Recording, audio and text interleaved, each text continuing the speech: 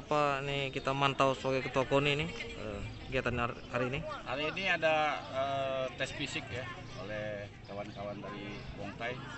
Tentu kita apresiasi dan kita support apa yang ini karena ada satu atlet kita di Wongtai untuk ikut berlaga di PON. Tentu kita sangat maksimal sekali untuk mensupport atlet ini supaya memenuhi target kita satu emas di medali di PON Papua.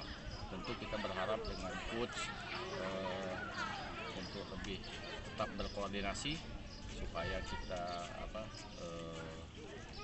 terjalin sinergi sehingga atlet dan pelatihnya tetap semangat untuk melakukan latihan.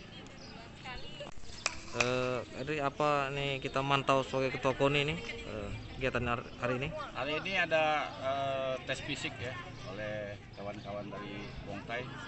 Tentu kita apresiasi dan kita support apa yang ini karena ada satu atlet kita di Wongtai untuk ikut berlaga di PON.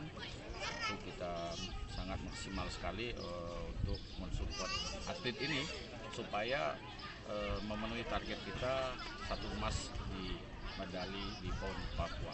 Tentu kita berharap dengan coach